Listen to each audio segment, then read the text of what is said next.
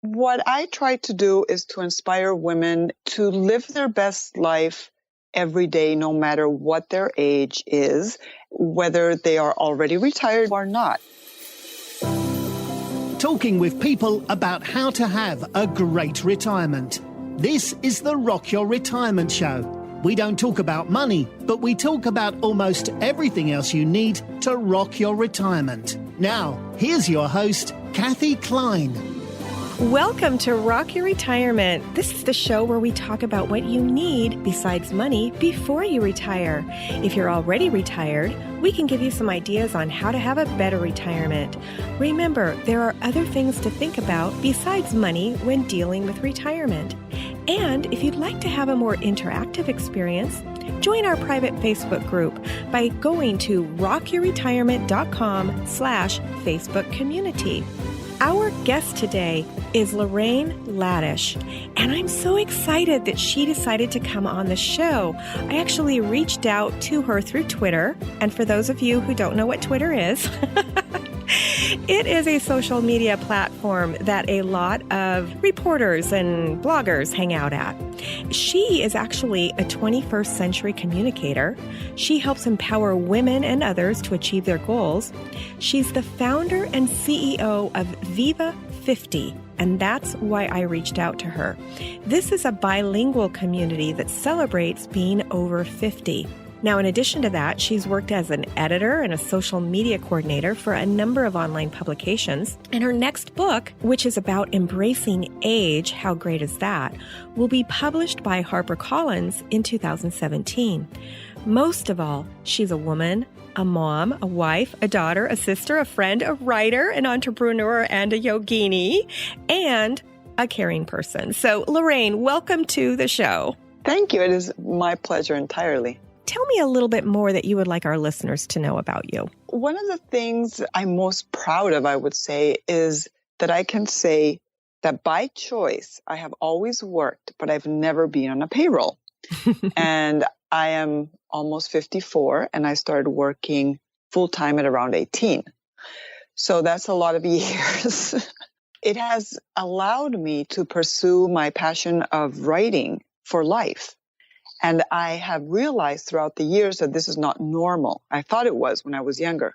I thought that everybody did what they loved and that everybody was intent on pursuing what they wanted to do.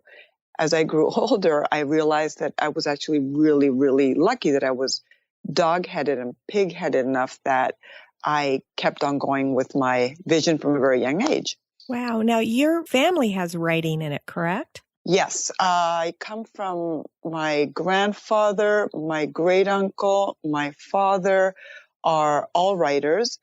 I grew up watching them write, and I grew up watching them. My grandfather was a painter as well.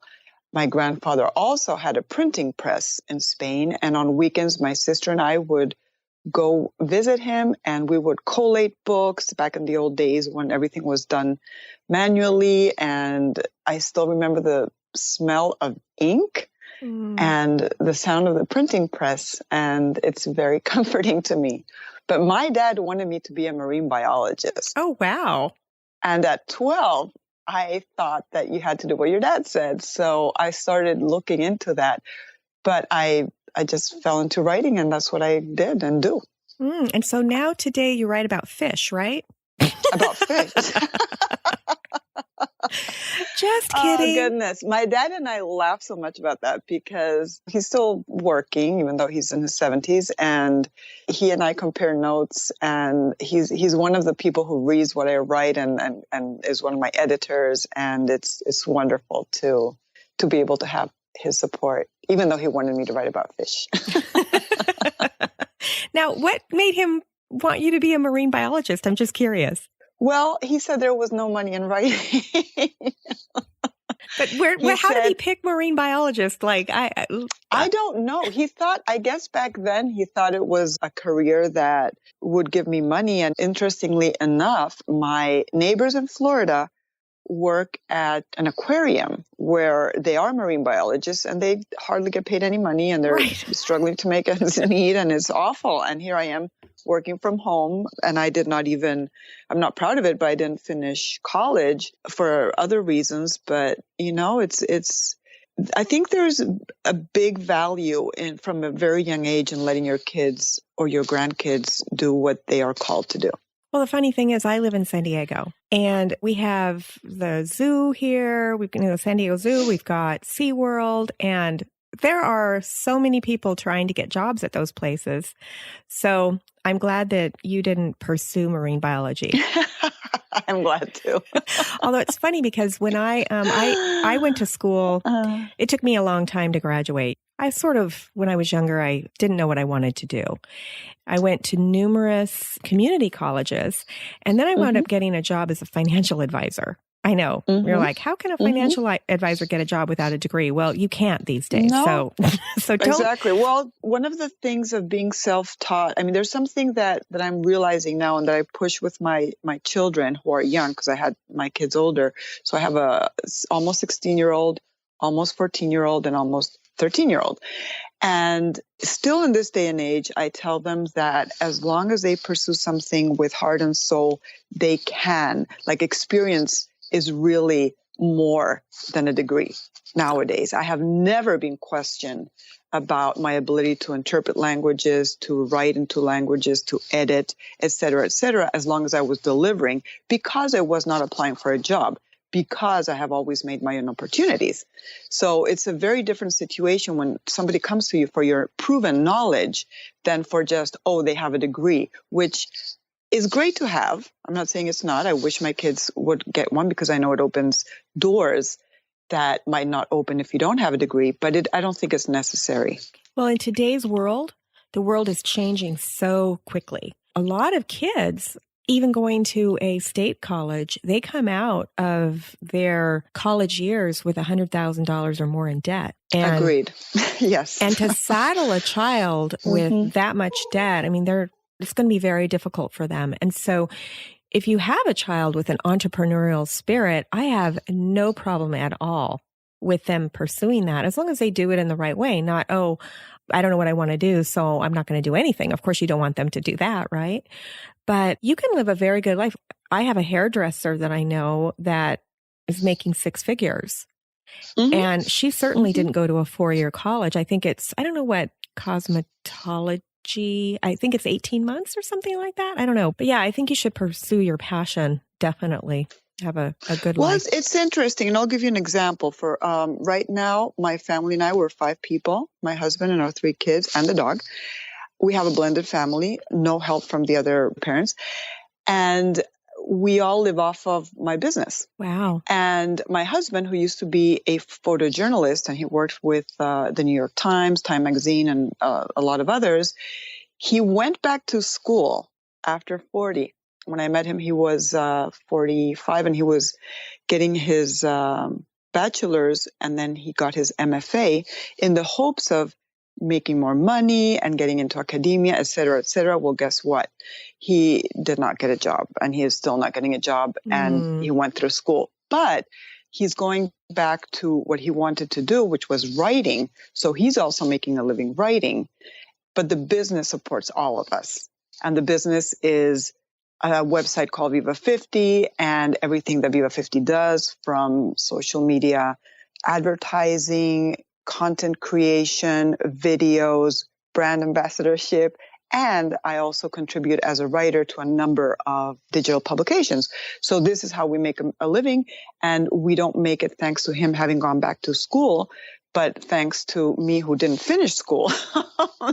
Setting up this digital business. I love it. So that's actually why I wanted to talk to you today. So my listeners, we usually don't have someone like you on the show because you're still working, you're still with kids. But the reason why I wanted you to come on is this website that you have, this business called Viva 50. So you're targeting mostly women over the age of 50, and that's my listenership. So tell us what you do for women over 50. What I try to do is to inspire women in English and in Spanish, just because I'm bilingual and bicultural, to live their best life every day, no matter what their age is, whether they are already retired, because I do know people who are younger than I am and they are retired, and people who are just slightly older and they are retired. But I also know a lot of people who are not. And by this, I mean, I know there is a legal age for retirement, but because I was brought up in this family of writers and artists, I realized, and then I married into a family of writers and artists where my father-in-law, who is 90, is still writing his books. Wow. And my grandfather wrote until his death at 90. And my father is still compiling dictionaries and writing and teaching well into his 70s. And I believe that when you do something that you are really passionate about, whether that was something you did your entire life or you started doing in midlife because you were able to, it really helps you feel purposeful, happy, and avoid a lot of these things. Like retirement seems to be like a downhill mentally and emotionally spiral for a lot of people, but it can be prevented, I think, by realizing that your passion, again, might be something you always lived off of, maybe not. But if you harness that, I think the second half of your life, to call it something, can be just as productive and enjoyable as the first half. Great. So give me some examples of some types of articles that I might find on your website. We discuss everything from, we have it divided into mind, body, I'm not going to say them in order, but mind, body, grace, which is really beauty, but I find that beauty is more than skin deep. So escape, which is what you would do in your free time, relationships.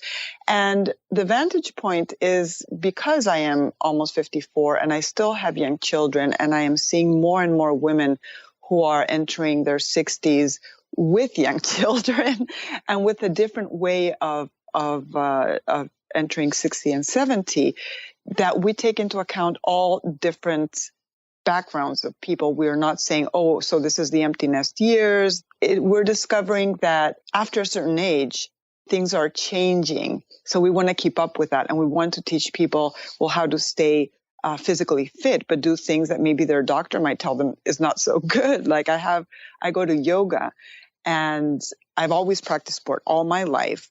And this morning there was a woman who was 10 years older than myself, and she is just as flexible as I am. And I am more flexible than the 20-year-old in the class. And so it goes to show you that a lot of the things we grew up thinking, like, after 50, if you get out of bed and nothing hurts, you're not alive. That is not true.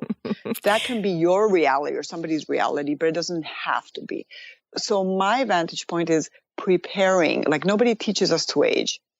I grew up I love my father, but he always complained about his age since he had me very young. And at 29, he thought he was done. At 39, he thought he was done. And now he says, okay, now I'm finally done. And I'm telling him, no, that was the example. I never wanted to live like that. And my grandfather, my Spanish grandfather, on the other hand, he was this kind of person that was, you just have to live life. He said, if I had known how young I was at 50, I would have done things so much differently. And I thought, I'm not going to let that happen to me.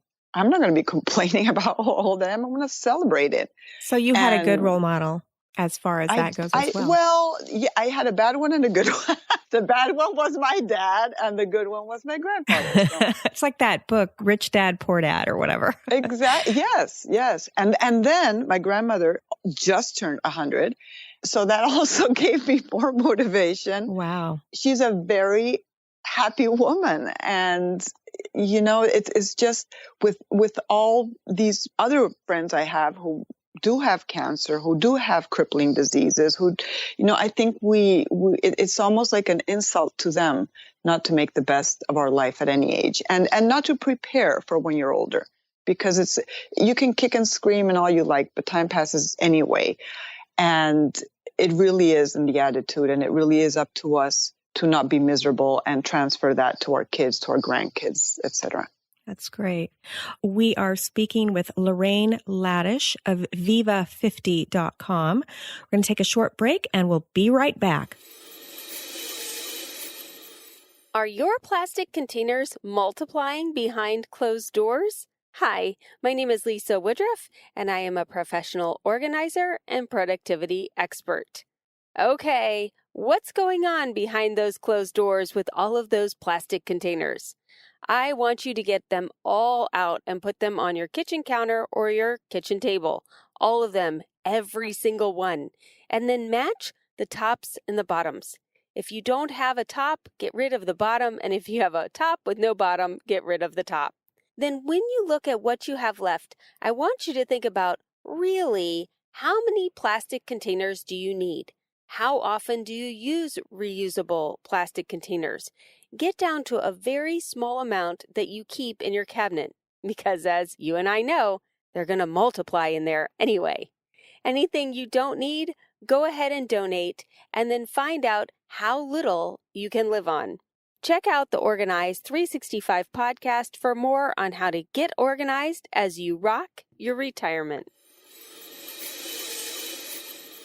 Welcome back to Rock Your Retirement. We're speaking with Lorraine Laddish of Viva50.com. Lorraine, welcome back to the show. Thank you. It's my pleasure. Yeah, so we were talking about your grandparents, and you were telling me some good examples of aging and some bad examples of aging. And it was funny because one of the things, and I don't know if this was on your website or if you were just sharing it, and I think this is when I've been following you for a while, but I think this is when I originally reached out to you. You had an article about a woman who was getting pregnant at age 50 or over 50. Was that on your website, or were you sharing that? I think I wrote about it in a different website, but I remember writing about it. Oh my gosh. And I'm thinking, okay, I'm 51 and I'm thinking, okay, I don't think I would want to have a baby right now. But, more and more women are having babies at older ages. Have you seen any kind of change in how we think about retirement when we go into quote unquote retirement age and we still have a 10-year-old child? Well, sure. It is different. I meet women, again, my age, who have their kids all married off and they have grandchildren. And here I am knowing that when I'm 60, my youngest will be 20. And I do have friends who have been mothers at an older age. But here's the thing. I had my kids, like my first kid when I was 30, almost 38, and the second one when I was almost 41. And back then, that was considered old, right? So I even remember a doctor telling me, well, it will be a complicated pregnancy and it will be, and it wasn't, by the way. I had my second child in 40 minutes from when I checked into the hospital to the moment she popped out. That's awesome. So it was, and I like to share that story because there's all this negativity surrounding being an older mom. But I believe that for example, I had never had children, so I didn't know whether being as bone tired as I was or not, is that any different from having it at 20? I don't know. I personally do not feel like having more children in my 50s. I would adopt if I could, but I don't think I would enjoy going through pregnancy, labor, etc. But if I had not had kids before, I wouldn't know what it was to have them younger. So I would probably really enjoy it. Right. And the only thing that as a woman and as a daughter that makes me think about whether this is a good idea is when you do consider that, oh, shoot, well, so I have my kid at 50 some, and then that child is a teen and I'm 70. Right. That's my dad's age now. There's a lot to be said for the fact that maybe having children is actually not so selfless, but a little bit of a selfish attitude. So I don't know. That's a whole other, but yes, a lot of us are going into retirement thinking like, I don't see myself retiring because I don't come from a model of family that has retired at a certain age, an age where they're getting some kind of pension or something that they paid into and they're getting it back now. But they have never stopped being productive. And I think that's what makes them youthful. Now, is part of this the fact that you grew up in Spain? Like, how old were you when you left? Oh, goodness, that was not very long ago. Oh. I was born in Madrid, and I was raised in Pittsburgh, Pennsylvania until I was 5. My parents divorced, and then I went back to Spain. And I've traveled back and forth. I'm a dual national. But I had never lived here permanently until 13 years ago. But here's the thing. I was very lucky that I was born into more than 2 cultures and 2 languages and 2 ways of thinking. But in fact, in Spain, the way that I live, the way that I've conducted my professional life is actually not the norm. because people do, like in the States, you can be a waiter for a year because you're down on your luck, and then you can go back to being a financial planner. In Spain, if you're a waiter, you're born into a family of waiters, you die a waiter.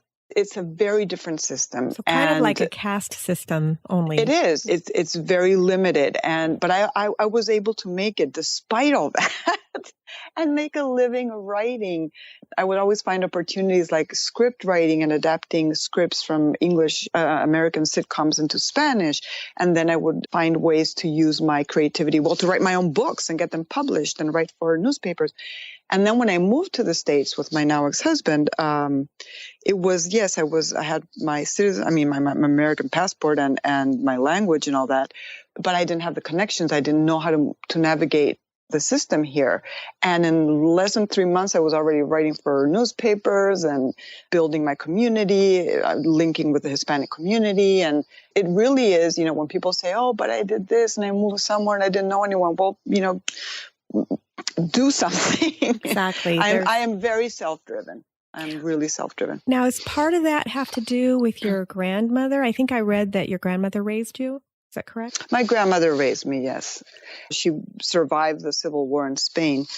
And I watched her do all kinds of things to help, my dad and us just make it after my parents' divorce. And I admire her a lot for simply, for doing whatever was necessary to put food on the table and to get us out the door in the morning. Now, a lot of these women that are raising young children in their older ages are grandparents. Do you think that a grandparent raising a child is going to have different situations or different issues than a mother raising a child at an older age? I'm sure, because there's, first of all, there's not the same relationship. And I don't even think it has to do with age, because my grandma was actually very young when she started raising us. The difference we have in age is almost the one that I had between my kids and myself. So I don't think it's so much generational. I felt a bigger generational gap with my father, who was only 24 years older, or is only 24 years older. I think it has more to do with the relationship itself. Like, my sister's childless by choice, and she's in her 50s. And her relationship with my kids is completely different than mine. So I think it's more about this detachment you feel when you're not the parent, whether you're the grandparent, the aunt, or just a friend. And in a way, it gives the kids a different perspective, because I know, like, being an older mother has helped me realize that there are so many things about parenting that when you're young, you just can't think about. And looking back at my parents, I know half the time they didn't know what they were doing. Not that I know a lot more, but I have the perspective of a life experience. So when you're removed from that child that you did not give birth to, and you don't have the 100% responsibility of that kid, I think you can look at things as an outsider, which can help a lot. So you have a different, calmer perspective. I think so. Okay. I do think so. And I think also older parents have that as well, I think, for the most part, at least the ones I know on me. Okay. So let's go back to your website, Viva50.com, right? Viva50.com, is that correct? Yes. And not with a number, with letters, Viva50. Okay. Viva50. Mm-hmm. And we're going to have a link to it in the show notes as well. So the things that you talk about then are relationships, escape, or what you do when you're not working, grace. Life. It's life. It's life. It's beauty, health, relationships, a lot of, and the content is a little bit different depending on what language we use, because I've found it interesting that people who speak English and that's their first language have different concerns. And I can see it when people are looking for material in Viva 50 from the search strings. You can see what they're looking for. And in English, it's more about how you look and how you feel, mm-hmm. physically and mentally. And in Spanish, it's more about finding a partner. Wow, isn't that interesting?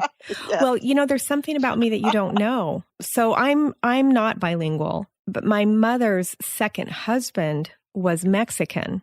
And I have a brother who's 10 years older than me, and he is perfectly bilingual. So because when he was with us, so my mother and his dad got divorced when he was 2, or actually they started the proceedings, I think, before he was born.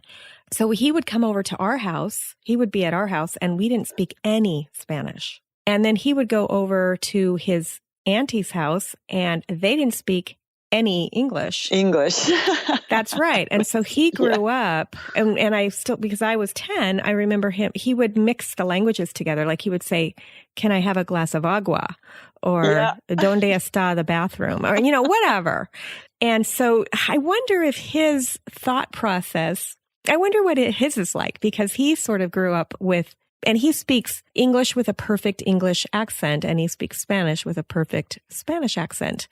And I just wonder if that affects him at all, because he's got the two cultures together. Well, I think my opinion of this being, bilingual all my life, and I say multicultural because I also went to a British school, so that makes one extra thing in there. But it is that you are able to think of more concepts because they don't even exist in the other language. So there are words and expressions that exist in other languages that do not exist in English, and like vice versa.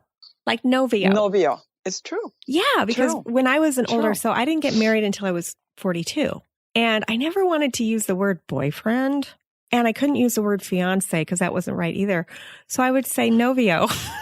It's my novio. Well, but see, in Spain, there's another word. Well, in Spanish, there's a word prometido, but it sounds very far-fetched, so people just say novio or novia. Yeah. Yeah. So, but I do think that having more than one language really does, whether it's yours or you learn it as a second language, which, by the way, when you're older, learning languages is a great way to keep your mind in good shape. I know. They've done studies, right, with Alzheimer's and things like that. Yeah.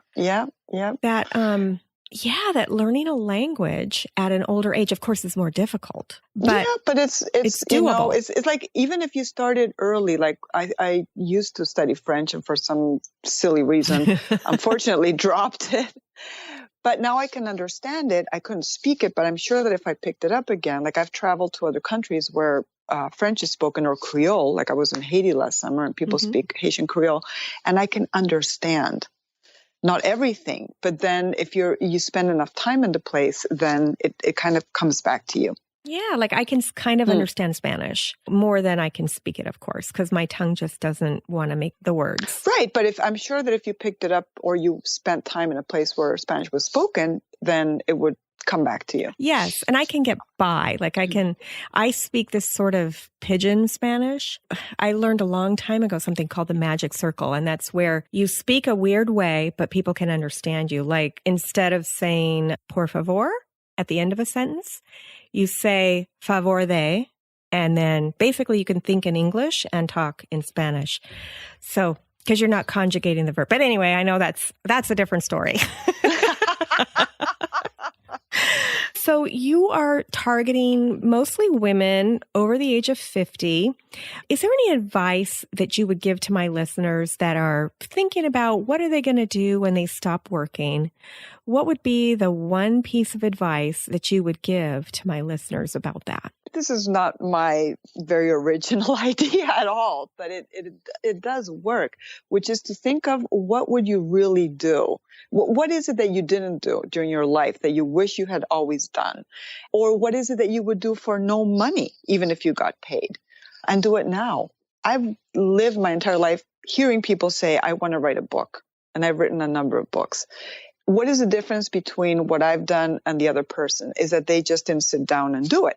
That is the only difference. So instead of procrastinating because time is running out, do it. Just do it now. But think of that one thing. I mean, some people might be fine just traveling the world and playing canasta, but most people are not.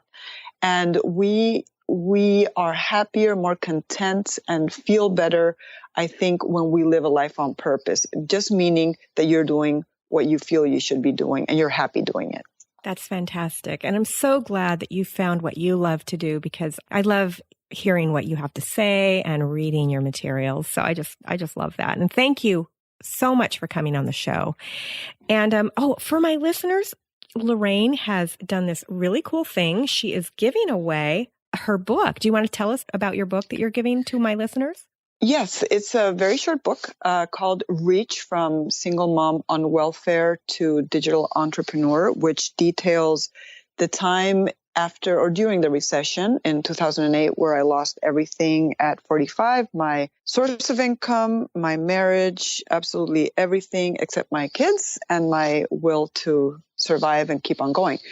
And how in midlife I was able to harness my skills and take them elsewhere to the digital world and come back with a vengeance. That's great. And we can get that book by going to rockyourretirement.com/reach, REACH, and that'll take you to the site where you can download the book. So yeah, thank you. And actually, your story, it relates to everybody because everybody has known a loss and everybody has been at a loss. And your inspirational story, I think, will help my listeners, even if they are in a different time of life than you are currently. I find that to be very inspirational, and I'm going to go download your book. Thank you. Yeah. Thank you. So thank you so much. And so you can reach Lorraine. Do you want to give your contact information? Sure. People can find me on Twitter at Viva50 or Lorraine C. Laddish or at Viva50.com. Great. So Viva50.com if you're not on Twitter or if you don't even know what Twitter is. Just go to Viva50, Viva50.com. Lorraine, thank you so much for coming on the show. And for my listeners, we'll see you next time on Rock Your Retirement. Thanks for listening to the Rock Your Retirement Show. If you are rocking your retirement or know someone who would make a great guest on our show, please send us an email at podcast@rockyourretirement.com.